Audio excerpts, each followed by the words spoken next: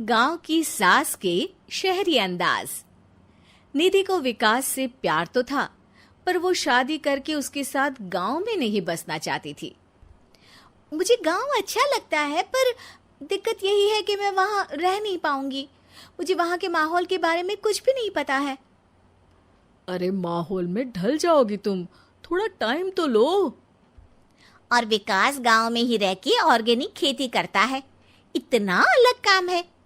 और यहाँ शहर में क्या है, कितना प्रदूषण और भीड़ है यहाँ। पर विकास यहाँ आके भी तो खेती कर सकते हैं ना। अरे शहर में एक प्लॉट लेने में जिंदगी भर की कमाई चली जाती है, खेत कैसे लोगे?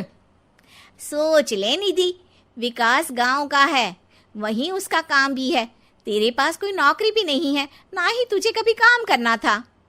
उफ़ो, मुझे कुछ समझ में नहीं आ रहा, मुझे अकेला छोड़ दो। उसी दिन निधि विकास से मिलती है। यार, मेरे सारे दोस्त यही हैं। अरे दोस्त तो गांव में भी बन सकते हैं ना निधि। गांव के लोगों से कैसे दोस्ती कर पाऊंगी? मैं भी तो गांव का हूँ, मुझसे प्यार हो सकता है तो वहां के लोगों से दोस्ती भी हो ही सकती है ना। अरे यार, कंफ्यूजन है बहुत। सोच लो निधि, शादी के मंडप पे छोड़ के मत जाना, वरना दोनों के परिवार की नाक कट जाएगी। अभी बोल दो, पत्रिका नहीं छपाते हैं। निधि के पास तो कोई चारा नहीं बचा। वो विकास से इतना प्यार करती है कि उसे छोड़ भी नहीं सकती। वो विकास के लिए गांव में शादी करके बसने को तैयार हो जाती है। जल्द ही दोनों की शादी हो जाती है। आई होप तुमको गांव में अच्छा लगेगा। मुझे पता है गांव में और शहर में अंतर क्या है, वहां के लोगों की सोच में अंतर है। मुझे पता है कि कैसा लगेगा मुझे। तुम ये बिना देखे किसी चीज के बारे में कुछ भी सोचने की आदत छोड़ दो ना। निधि ने उस वक्त तो कुछ भी नहीं कहा, पर वो सोचती है कि सबको इस बात का एहसास तो करवाना ही पड़ेगा कि वो सही है। उसके दिमाग में एक तरकीब आई। उसने सोचा कि गांव के लोगों के लिए वो ऐसा काम करेगी कि आगे से उसे कोई किसी काम का बोलेगा ही नहीं। शादी के एक दिन बाद निधि की सास ने फरमाइश की। निधि बेटा, अपने हाथ से कुछ खाने का बना दे। बिल्कुल सासू माँ, थोड़ा सा रुकिए, अभी बनाती हूँ। ये सही मौका था निधि के पास ये बताने का कि गांव के लोगों और उसके रहन सहन में कितना अंतर है। रोटी सब्जी दलिया भाजी खाने वालों के लिए पिज्जा बना देती हूँ, तब इनको समझ में आएगा। न खा पाएंगी, न कभी कुछ बनाने की बात कहेंगे। थोड़ी देर में निधि सास के लिए पिज्जा बनाकर ले आती है। ये लीजिए माँ जी, आपके लिए मैंने ये बनाया है।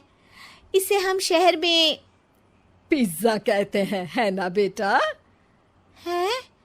आपको कैसे पता कि इसे पिज्जा कहते हैं? अरे पिज्जा को पिज्जा नहीं बोलेंगे तो क्या फ्रेंच फ्राइज कहेंगे? गांव की सास से ये सारी बातें सुन के बहू चौंक जाती है, लेकिन सास एक और ऐसी बात कहती है कि बहू जिसकी उम्मीद ही नहीं कर रही होती है।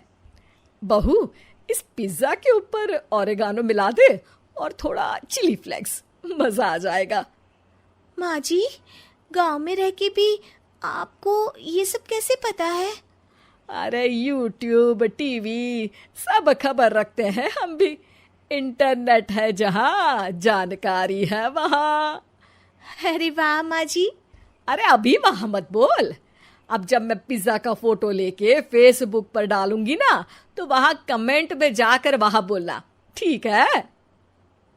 ठीक है माँ जी। अरे ठीक है माँ जी की जगह ओके मम्मी या ओके मम्मा बोल दिया करना। है? ठीक है, मतलब ओके मम्मा। निधि का तो सर ही घूम जाता है। इतना शहरी बर्ताव तो शहर में रहने वाली निधि की माँ का भी नहीं था।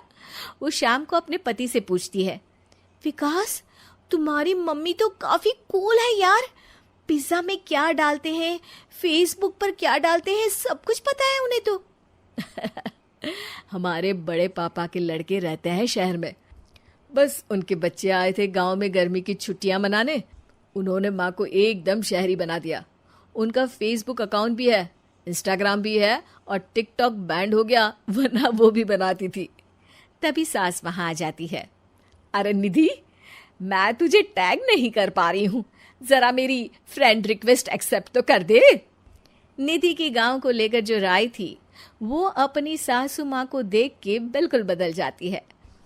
और अब निधि भी सोशल मीडिया पे अपनी सास के साथ लाइव आती है और कमेंट बाजी भी करती है, ताकि सबको पता चले कि गांव में रह के भी उसका जीवन शहर जैसा ही है और उसके आसपास के लोगों के अंदाज भी एकदम शहरी है।